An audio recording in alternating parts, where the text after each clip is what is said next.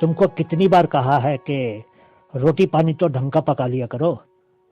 सारा दिन मैं काम करता हूँ और तुझसे ये 3 टाइम का खाना भी ढंग से नहीं बनाया जाता है। रमेश ने सुबह सुबह ही अपना बैग और रुमाल उठाकर गुस्से से मेज पर रखे हुए रोटी के डिब्बे की तरफ देखकर कहा और कोठी के बाहर आकर कार की तरफ चल दिया।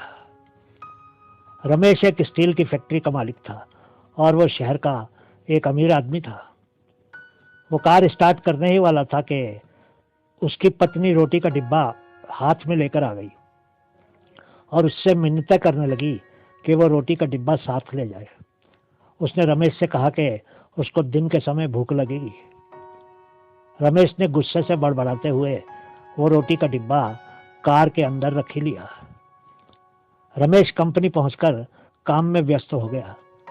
काम करते करते दोपहर हो गई। तब तक रमेश को भूख लग चुकी थी। उसने तुरंत ही फोन उठाया और जोमेटो से खाना ऑर्डर कर दिया।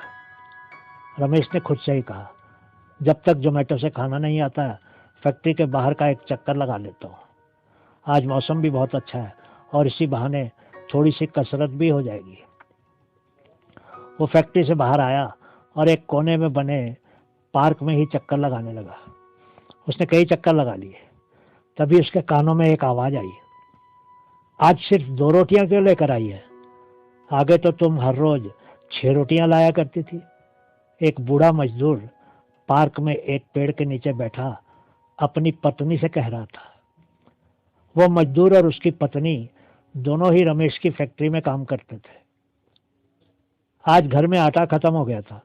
पड़ोसियों से पूछा तो उनसे भी नहीं मिला। आप ये दोनों रोटियां खा लीजिए, मैं शाम को घर जाकर बना लूंगी, मजदूर की पत्नी ने कहा। मजदूर ने डिब्बा पत्नी की तरफ सरकाते हुए कहा, कोई नहीं, हम दोनों काम चला लेंगे, आ दोनों मिलकर खाते हैं। तेरे हाथों में तो जादू है। तू इतना स्वादिष्ट खाना पकाती है कि बाकी की सभी कमियां पूरी हो जाती हैं। तू जानती है कि स्वादिष्ट चीजें कम ही मिलती हैं। बुजुर्ग मजदूर और उसकी पत्नी दोनों हंसने लगे और फिर एक एक रोटी लेकर खाने लगे। रमेश सोचने लगा कि उस मजदूर की पत्नी रोटी के साथ ऐसा क्या पका कर लाती है कि मजदूर इतना स्वाद ले लेकर खा रहा है। उसने कुछ नजदीक जाकर देखा तो कि दोनों की एक एक रोटी पर एक एक टुकड़ा आम का अचार रखा हुआ था। तभी रमेश को सुबह अपनी पत्नी के साथ किया हुआ अपना व्यवहार याद आ गया। उसको अपनी गलती का आभास हुआ और उसने कहा, मैं कितना स्वार्थी हूँ कि अपनी पत्नी का आभार भी नहीं मानता हूँ। मेरी पत्नी सुबह सुबह मेरे लिए कितने परिश्रम से खाना पकाती है और मैं हर दिन उसकी कमियां ही निकाला करता हूँ। रमेश अपनी कार की तरफ गया और उसमें से रोटी का डिब्बा ले आया। तभी जोमेटो का डिलीवरी बॉय खाना लेकर आ गया। रमेश ने उस लड़के से कहा कि वो खाना पेड़ के नीचे बैठे हुए बूढ़े पति पत्नी को दे दे। वो डिलीवरी बॉय हैरान होकर रमेश का मुंह देखने लगा। रमेश वापस अपने ऑफिस में आ गया। उसने रोटी के डिब्बे को खोला तो पाया कि एक डिब्बे में मिक्स वेजिटेबल थी, एक में पनीर की भुर्जी थी, एक में दही और एक में सिल्वर फॉइल में लिपटे हुए नरम नरम पराठे थे। खाने में से मसालों की बहुत सुंदर सुगंध आ रही थी।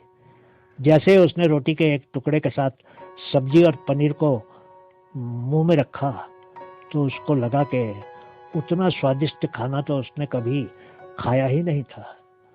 उसको उस खाने में से उसकी पत्नी की खुशबू और उसके परिश्रम की सुगंध आने लगी।